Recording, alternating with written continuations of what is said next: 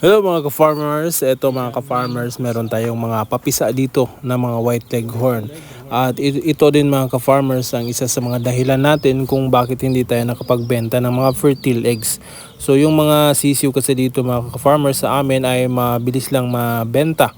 So ito nasa hatcher pa lang, nasa incubator pa lang, meron ng nakaantabay na bibili ng mga sisiw. Kaya nainganyo na lang ako mag-incubate mga ka-farmers ng mga itlog ng ating white leghorn upang dito ay mapisa. So sa mga gustong bumili ng fertile eggs, kaya wala muna tayong papaship na mga itlog dahil ito nga ini-incubate lang natin yung mga itlog ng mga fertile dito sa atin dahil mabilis lang din itong mabenta dito sa atin. So yan mga ka-farmers, meron tayong mga pailan-ilan at ito nasa mga 24 heads lang yung mga sisiw na ito. At sold na agad ito, binayaran ito ng nakaraang araw na. So hindi pa napisa mga ka-farmers, binayaran na yung itlog, kaya ang bilis talaga na mabenta itong mga white leghorn natin.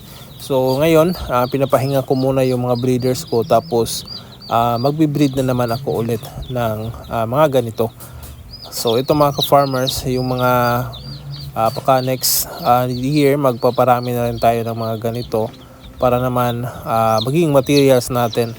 So pasensya na po doon sa mga gustong mag-avail ng mga fertile eggs dahil hindi mo na ako maka-accommodate ngayon sa inyong mga orders dahil ito pinapipisa muna natin at gagawa din ako ng mga materials dito sa aking mga white leghorn gamit itong mga sisiw na ito. So ito yung buyer natin, ginabi na sa pag-pick up dahil trabaho pa siya, at ito yung kinuha na niya yung mga sisiw. So super healthy yung mga sisiw mga ka-farmers, at ito meron pa siyang nadagdag. Yung mga breeders ko rin ay kinuha na rin, binili rin niya yung mga ating breeders, kaya hindi natin nahindian.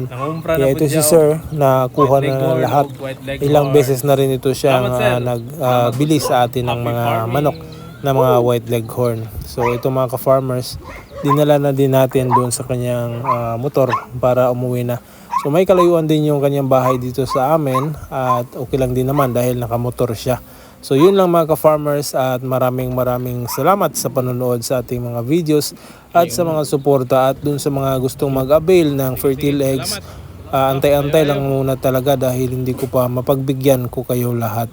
So sa susunod baka makapagparami tayo ng mga manok at makaproduce ng maraming fertile eggs at saka makapagbenta na rin para sa inyo. Alright, so yun lang mga ka-farmers, maraming salamat at hanggang sa muli.